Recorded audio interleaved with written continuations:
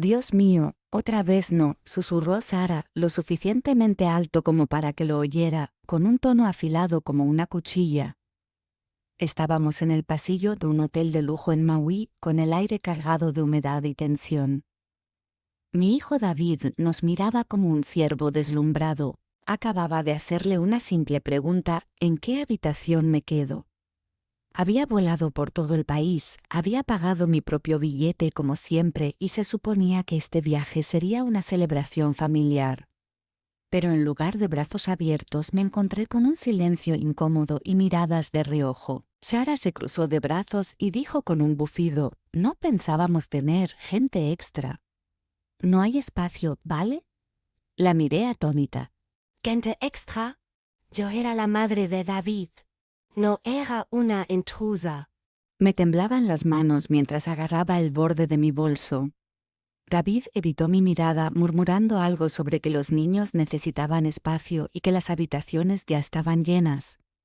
Tragué saliva con fuerza, reprimiendo la oleada de humillación que me subía al pecho. «No pasa nada», mentí. «Ya se me ocurrirá algo». Se dieron la vuelta, charlando y riendo como si nada. Me quedé sola en el pasillo, conteniendo las lágrimas, con el corazón latiéndome con fuerza por la traición. Pero en ese instante algo en mí cambió, algo frío, claro y decidido. ¿Pensaban que podían desecharme como si fuera equipaje? Ay, no tenía ni idea de con quién se estaban metiendo. Esa fue la última vez que les permití humillarme.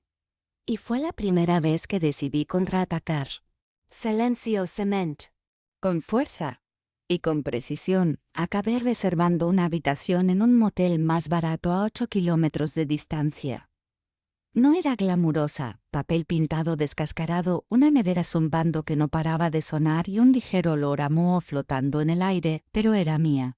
Y lo más importante, no le rogaba a nadie que me diera espacio. Aún así, el escozor de su rechazo se me pegaba como ropa mojada.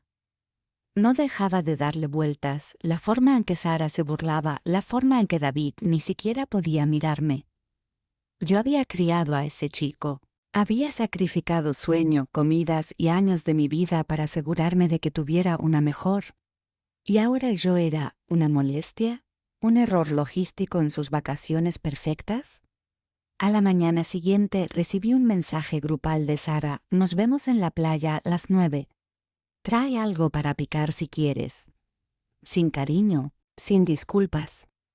Ni siquiera una llamada para preguntar dónde había acabado. Me quedé mirando el mensaje, con algo hirviendo bajo mi piel. Ya había tenido suficiente. No iba a humillarme por ser incluido. Respondí con un emoji de pulgar hacia arriba y me puse a pensar. Verás, lo que Sara no sabía y claramente lo que David había olvidado era que esas tarjetas elegantes que usaban, las que financiaban esta lujosa escapada, eran usuarios autorizados de mi cuenta. Años atrás, cuando David y Sara empezaban, tenían dificultades económicas. Los ayudé con gusto. Los agregué como usuarios autorizados a una de mis tarjetas de crédito para mejorar su historial crediticio y darles un respiro. «Úsala solo en caso de emergencia», les dije entonces. Pero como la mayoría de los favores que se dan con demasiada generosidad, pronto se convirtió en una expectativa. Usaron la tarjeta al máximo 2 veces. La pagué en ambas ocasiones. Luego Sara quiso vincularla a un sistema de recompensas para viajes de lujo. ¿Cumplí? Prometieron devolverme el dinero de las últimas vacaciones. Nunca lo hicieron. Pero guardé silencio, esperando que su amor y lealtad fueran correspondidos. Ahora, de pie en la orilla, viéndolos tomar cócteles y reír sin mí, me di cuenta de que había comprado su libertad con mi silencio. Y se acabó. Esa tarde, mientras chapoteaban en las olas, ajenos y dorados por el sol hawaiano, saqué mi teléfono. Con 3 toques, inicié sesión en la aplicación de mi tarjeta de crédito y congelé ambas tarjetas. No las cancele. No, eso habría sido demasiado fácil. Los congele. Lo suspendí temporalmente, sin previo aviso, sin mensaje. Solo silencio, el mismo que me habían dado. Y esperé. La cena fue la primera señal. Había ido a un café tranquilo cerca y estaba a mitad de mi pescado a la plancha cuando mi teléfono se iluminó con un mensaje de David. Oye, mamá, una pregunta rara. ¿Sabes si la tarjeta tiene problemas? Me quedé mirando la pantalla, bebiendo mi té helado.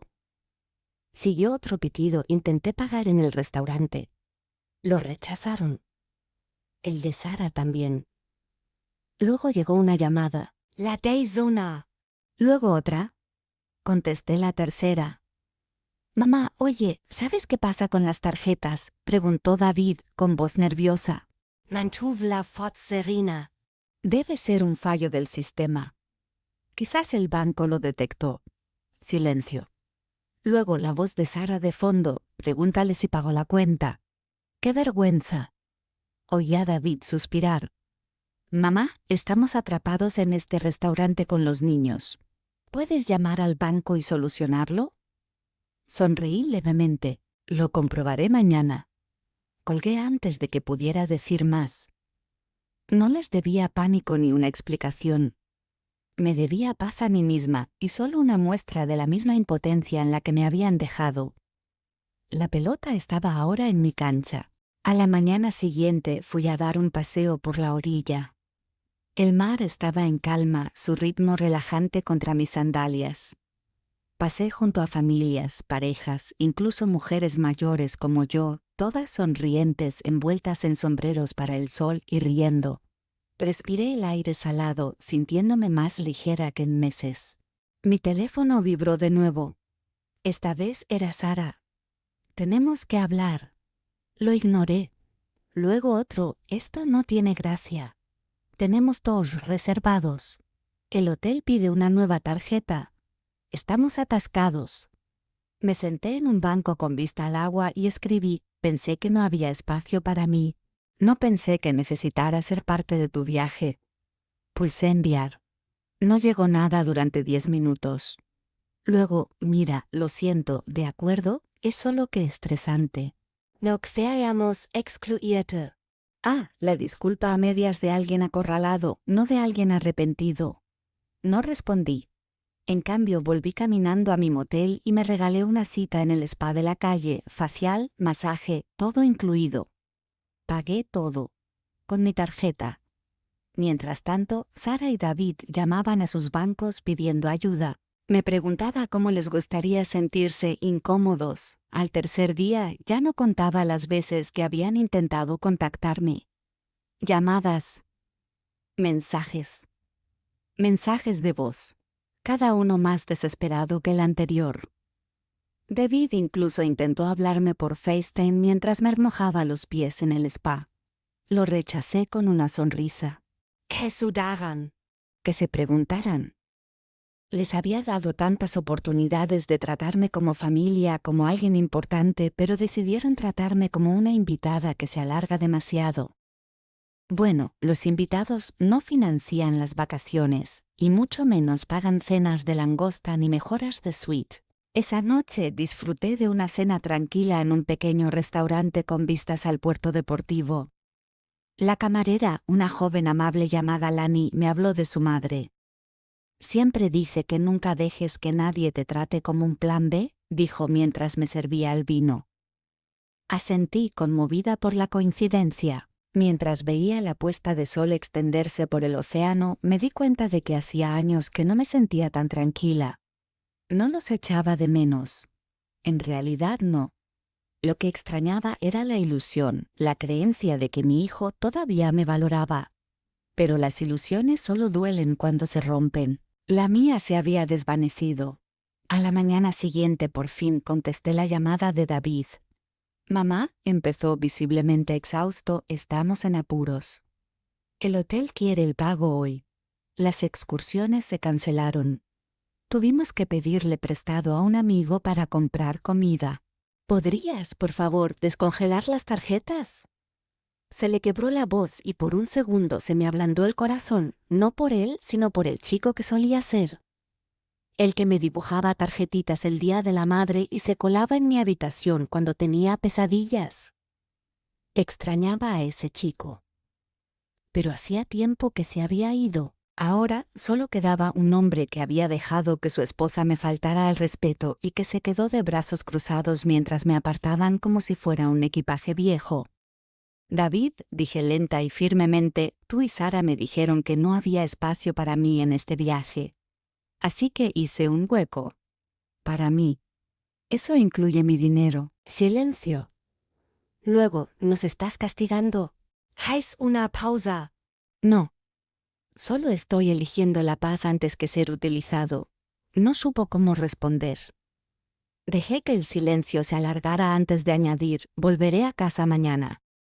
Espero que el resto de tus vacaciones sean enriquecedoras. Colg. Esta vez mis límites eran claros y contundentes. En el aeropuerto me sentí extrañamente ligera. Sin ansiedad. Sin culpa. Había empacado mis cosas, disfrutado de mi último paseo matutino y me marché sin problemas. Ni siquiera les dije que me iba, no les debía eso. Mientras esperaba en la puerta de embarque, revisé mis mensajes. Uno de Sara me llamó la atención. Está siendo mezquina. Solo queríamos privacidad, no drama. Me reí a carcajadas, sobresaltando al hombre mayor que estaba a mi lado. Mezquina. ¿Así se llamaba ahora defenderme? Esta gente me había excluido de un viaje familiar, me había tratado como a una tercera rueda y se había aprovechado de mi dinero sin agradecerme ni una palabra, y ahora que yo había resistido, ¿era la mala? No. Ya no. Respondí con una sola frase, la privacidad no significa borrar a la persona que hizo posible tu viaje. Apagué el teléfono después de eso. Se acabaron las explicaciones. Se acabaron los razonamientos con gente que solo me valoraba cuando era útil. El avión despegó y mientras las nubes se abrían bajo nosotros, sonreí. No solo iba a casa. Iba hacia adelante sin el peso de su negligencia aplastándome. De vuelta en casa, cambié las cerraduras de mis finanzas. Eliminé a David y Sara como usuarios autorizados de todas mis cuentas. Incluso contacté con mi abogado y actualicé mi testamento. Mi plan original había sido dejarles una parte considerable, especialmente a David, pero ahora, ni hablar. Redirigí la mayor parte a una fundación que apoya a mujeres mayores en crisis y una pequeña parte a una beca a nombre de mi difunto esposo. Si querían acceso al lujo, podrían ganárselo con las malas como yo. Una semana después, David llamó a mi puerta. Solo.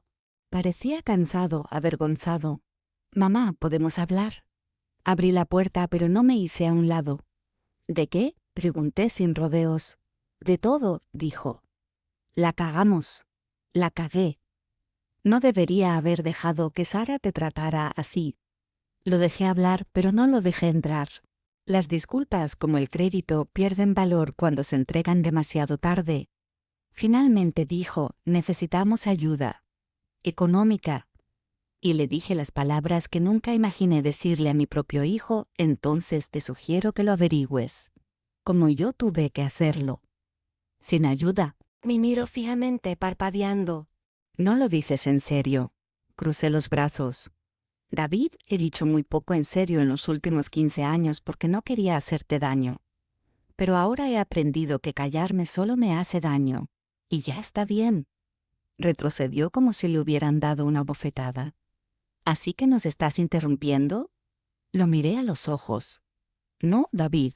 Lo hiciste en el momento en que te quedaste de brazos cruzados y dejaste que tu mujer me tratara como si fuera un fardo. Cerré la puerta con suavidad en sus narices. No por crueldad, sino por necesidad. Esa noche me serví una copa de vino y brindé por algo que nunca pensé que volvería a tener, respeto por uno mismo. Me había llevado toda una vida a darme cuenta de que el amor sin dignidad no es amor en absoluto, es obligación. Y había terminado de vivir en esa sombra. Que me llamaran frío. Que me llamaran amargado. ¿Sabía la verdad? Era libre. Y de ahora en adelante pasaría cada vacación, cada momento exactamente donde me quisieran. Incluso si ese lugar fuera solo yo. Pasaron las semanas y el silencio de David y Sara se hizo permanente. Yo tampoco los contacté. No tenía nada más que decir. Por primera vez en décadas, mi hogar se llenó de una paz extraña pero bienvenida. Nada de esperas ansiosas junto al teléfono, nada de morderme la lengua después de algún comentario desdeñoso, nada de arrastrarme a cenas familiares donde me sentía más como un fantasma que como una invitada. En cambio, llené mi tiempo con cosas que me llenaban. Me apunté a una clase de pintura en el centro comunitario local. Empecé a nadar de nuevo, algo que no había hecho desde que falleció mi marido. Incluso reservé un viaje sola a Italia para la primavera, no para cuidar a los hijos de nadie ni financiar los sueños de nadie, sino solo para mí. Conocí a una mujer en la clase de pintura, Cheryl, que había pasado por algo inquietantemente similar con su propia hija. Nos sentábamos en un café cercano después de clase e intercambiábamos historias. Fue curiosamente sanador. No éramos mujeres amargadas, éramos mujeres libres. ¿Y si esa libertad venía a costa de dejar ir a niños que nos veían como carteras con pies, que así fuera? Mi vida por una vez era mía, entonces de repente apareció una tarjeta en mi buzón. Sin remitente, pero la letra me resultaba familiar. Dentro había una nota corta: estamos esperando un hijo. Esperamos que reconsideres formar parte de nuestras vidas. Con cariño, David y Sara. Me quedé mirando las palabras como si estuvieran escritas en un idioma extranjero. Ni una sola disculpa, ni un atisbo de reconocimiento por lo que habían hecho. Solo expectación, como si tuviera que olvidarlo todo porque estaban esperando un bebé.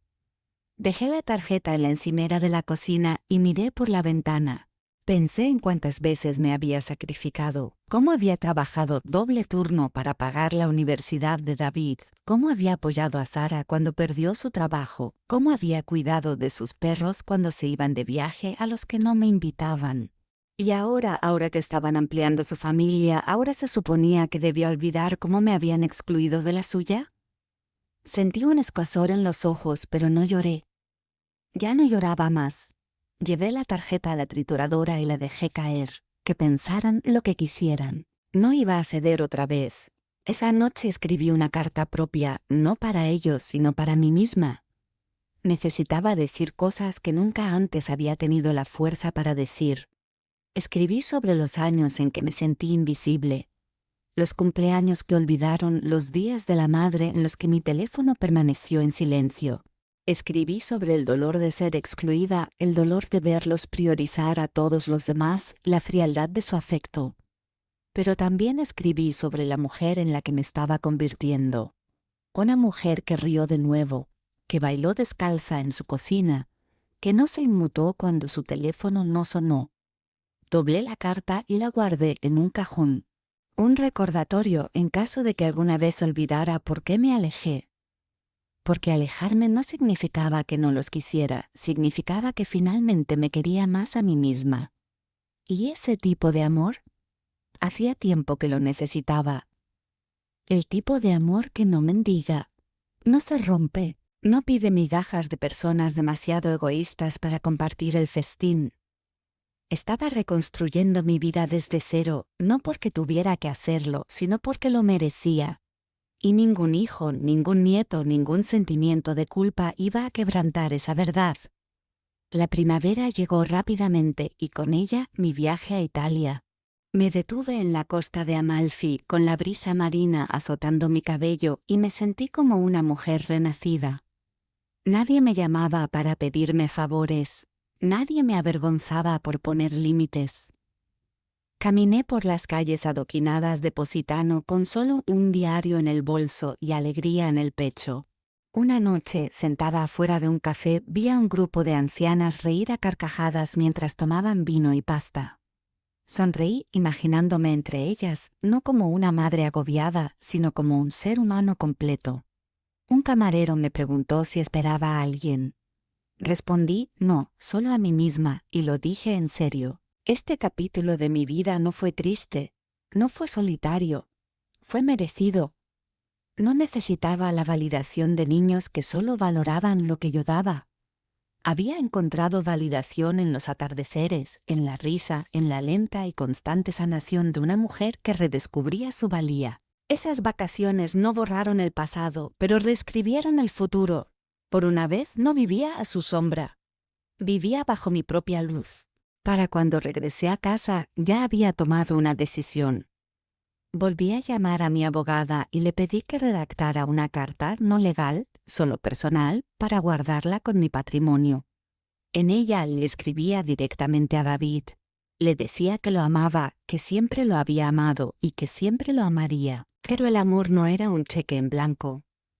Le expliqué que el respeto y la presencia importaban más que la biología. Ese derecho disfrazado de familia no era familia en absoluto.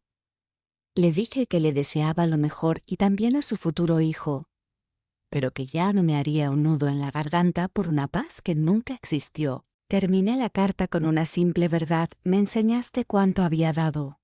Pero lo más importante, me enseñaste que estaba bien parar. Cerré la carta y la guardé en la bóveda. Tal vez algún día la leyera. Tal vez por fin lo entendiera. O tal vez no. Esa parte ya no importaba. Había llorado a la madre que solía ser la que se doblegaba, se quebraba y sangraba solo para ser amada. ¿Y ahora? Yo era la mujer que finalmente supo que el amor sin respeto es solo una bonita mentira. Y ya no seguiría viviendo mentiras. Una mañana tranquila, meses después de mi regreso de Italia, estaba cuidando mi pequeño jardín cuando llamaron a la puerta principal. Me limpié las manos en el delantal y abrí. Me encontré con David allí. Parecía mayor, más delgado y más inseguro de lo que lo había visto nunca. En sus brazos había un bebé envuelto en una manta amarilla, durmiendo plácidamente. El corazón me dio un vuelco, pero no dije nada. Se quedó de pie, incómodo, antes de susurrar finalmente: «Esta es Lily».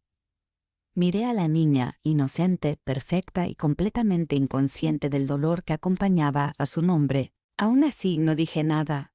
«Mamá, sé que lo que hicimos fue imperdonable», continuó. «No espero que lo olvides, pero yo quería que la conocieras». Se le quebró la voz y por primera vez en años parecía el niño pequeño que una vez acuné durante las tormentas. Pero había pasado demasiado tiempo dejándome manipular por momentos emocionales como este. Asentí suavemente y dije: «Es preciosa». Salí y cerré la puerta. Nos sentamos en el porche, no como madre e hijo, sino como dos personas con demasiada historia entre ellas. Abracé a Lily un momento, la besé en la frente y luego se la devolví. «Eso no cambia las cosas, David», dije en voz baja. «Pero no significa que le desee otra cosa que una buena vida». El rostro de David se ensombreció, pero no discutió. Eso me sorprendió más que nada. «Lo arruinamos todo», dijo. «Fuimos egoístas. Sara, ella también lo sabe. Nos equivocamos al tratarte como a un extraño». Se le llenaron los ojos de lágrimas y por un instante el silencio entre nosotros no fue de ira, sino de sinceridad. «Me enseñaste algo», continuó, «cuando nos dejaste. Me mostraste que no podemos seguir lastimando a alguien solo porque nos ama». Parpadeé, intentando calmarme. «Pasé años pensando que nunca lo entenderías», susurré. «Tuve que perderte para darme cuenta», respondió. No supe qué decir. Una parte de mí quería sumergirme en ese momento, abrazarlo y fingir que el pasado podía deshacerse, pero otra parte, la que había sobrevivido al rechazo, la humillación y el olvido, me recordó que sanar no siempre se trata de reconciliarse. A veces solo se trata de ser escuchada. «Gracias por venir», dije finalmente. «Pero necesito más que lágrimas y disculpas, David. Necesito tiempo y espacio. Y pruebas de que realmente has cambiado», asintió, abrazando a Lily un poco más fuerte. «Lo entiendo. De verdad». Durante las siguientes semanas, David hizo algo que nunca esperé: respetó mi espacio. No me llamó, no me presionó, no apareció sin invitación. Pero empecé a recibir cartas. Sinceras. Páginas donde lo desgranaba todo, cómo Sara lo presionaba para distanciarse, cómo dejaba que sus palabras dictaran sus acciones, cómo ocultaba su culpa bajo la ira. No ponía excusas. Asumía la responsabilidad. Cada carta estaba firmada: «Con cariño, tu hijo, si aún quieres que lo sea». Las leí bajo la lámpara de mi rincón de lectura mientras las lágrimas caían silenciosamente sobre cada página. Por primera vez vi al hombre en el que esperaba que se convirtiera, no perfecto, pero real. No le respondí, no de inmediato. Necesitaba saber que no era otra actuación, otra manipulación ligada a la culpa o la necesidad. Pero guardé sus cartas, todas en una caja de madera etiquetada, puentes, quizás. Porque si bien no había decidido cruzarlos, tampoco los estaba quemando. Sanar no es sencillo. No es instantáneo. Y a veces no viene con una gran reunión ni un final perfecto. A veces es simplemente saber que puedes reabrir una puerta aunque elijas no hacerlo. Sara nunca escribía. No esperaba que lo hiciera.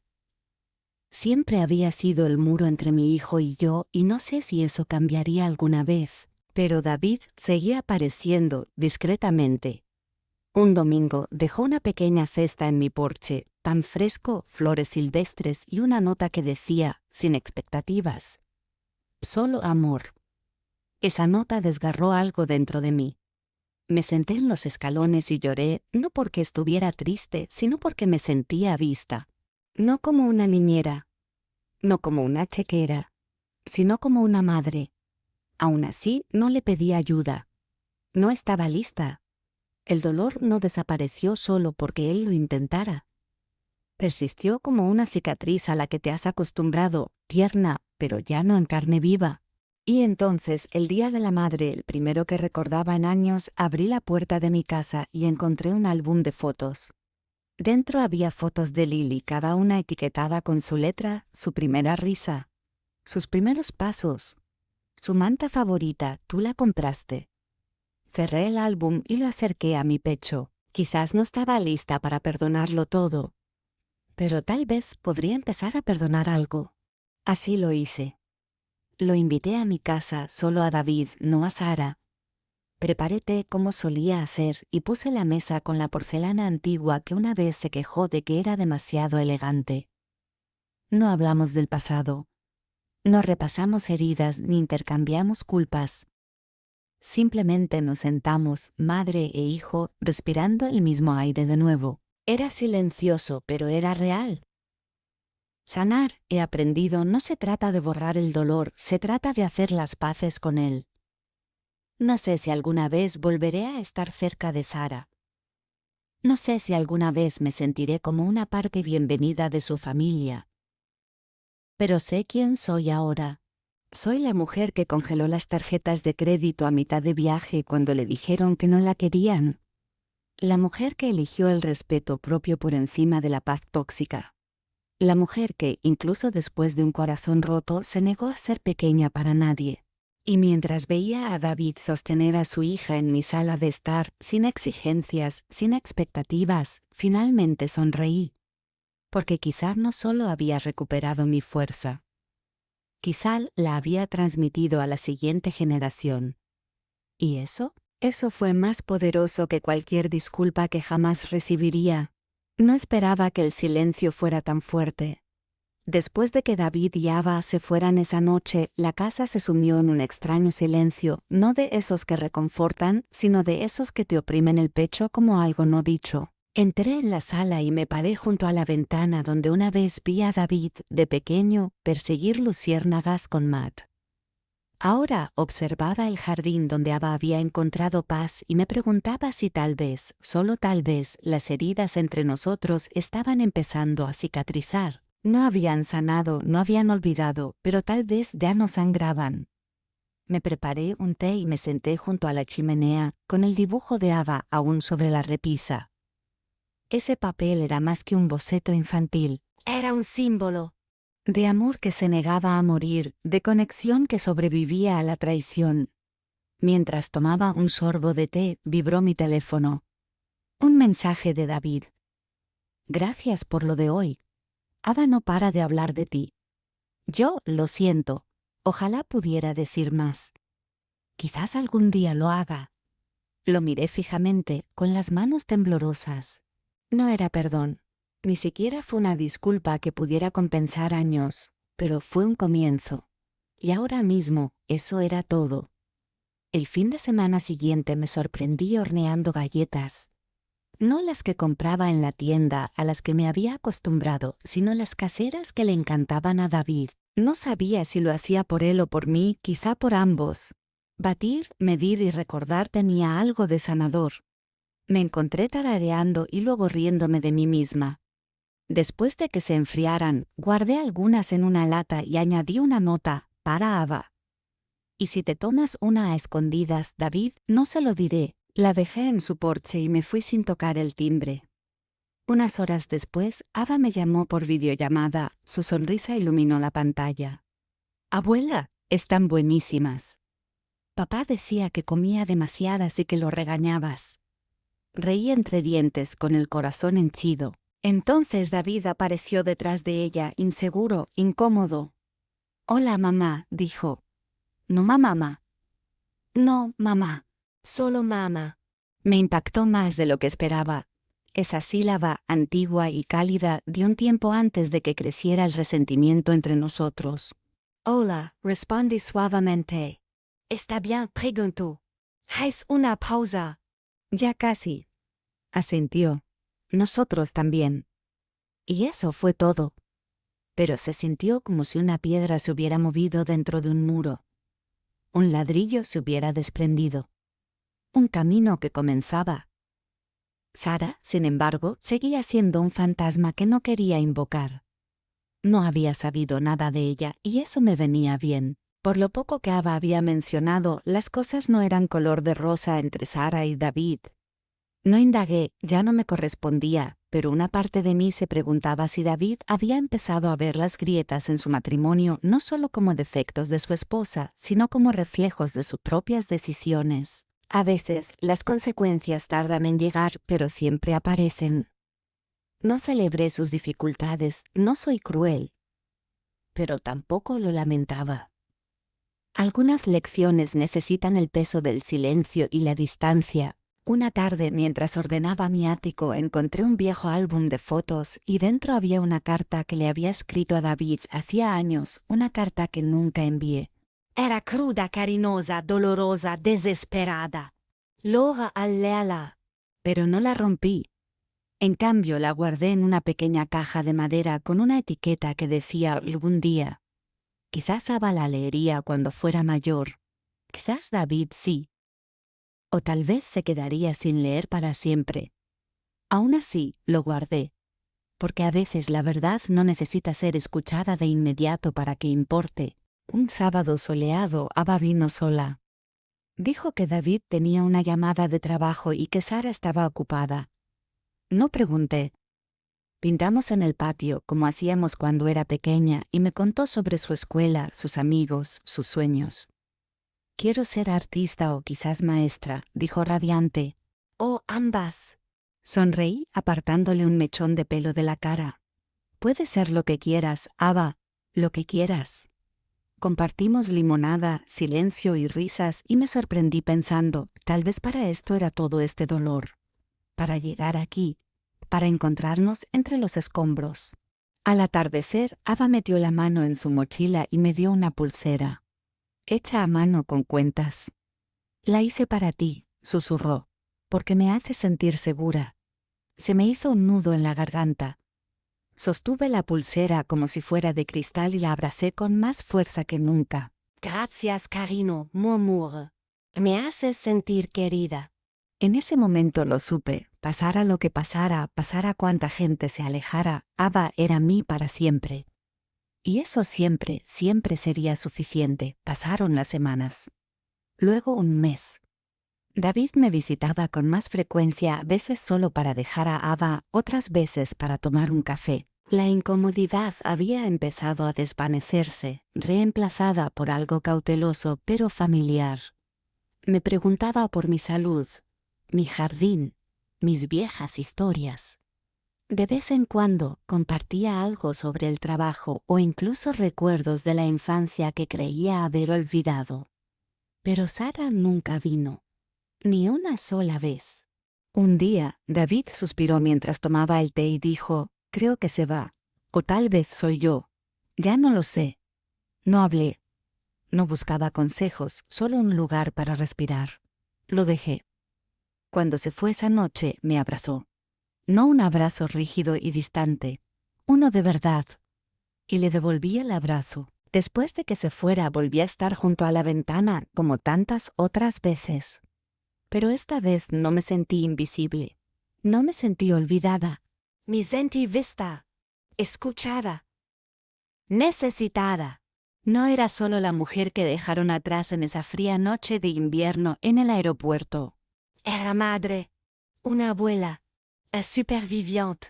Y quizás, solo quizás, una guía para alguien que intenta encontrar el camino de regreso a casa.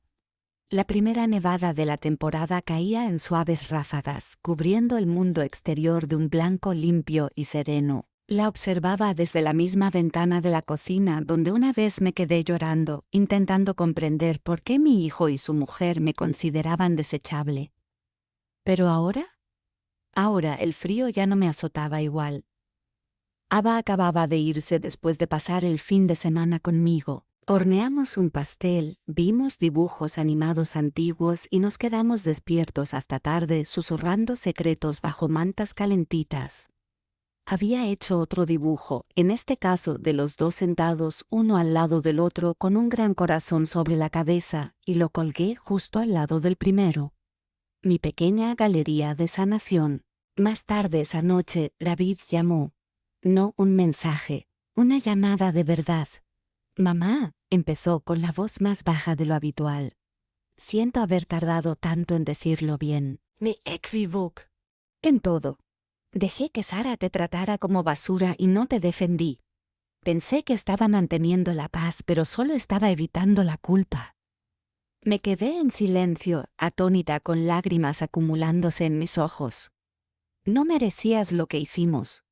Siempre estuviste ahí. No lo vi hasta que dejaste de estar. Se le quebró la voz. Lo siento mucho. Dejé que el silencio se instalara entre nosotros, no por ira, sino porque quería que el peso de sus palabras respirara. Finalmente exhalé. Gracias, David. He esperado mucho tiempo para escuchar eso, más tiempo del que crees. No se defendió, no desvió la culpa. Espero que no sea demasiado tarde, susurró. No para Ava, no para nosotros. Me dolió el corazón. No es demasiado tarde, dije. Pero no me digas eso. Díselo a tu hija. Y luego demuéstrale. Prometió que lo haría. Y esta vez le creí. Tal vez Sara se alejaría o tal vez lucharía por mantener el control que creía tener. Pero había encontrado la paz no solo en la risa de Ava o en la disculpa de David, sino en la forma en que me defendí cuando nadie más lo hizo. La mujer a la que intentaron excluir, menospreciar, borrar, no solo sobrevivió, reclamó su voz, su valor, su espacio. Y al cerrar la puerta esa noche y meterme en la cama con la pulsera de Ava todavía en la muñeca, sonreí. Que digan, no tenemos espacio para ti, porque ahora he forjado un mundo al que pertenezco y no pienso abandonarlo nunca más.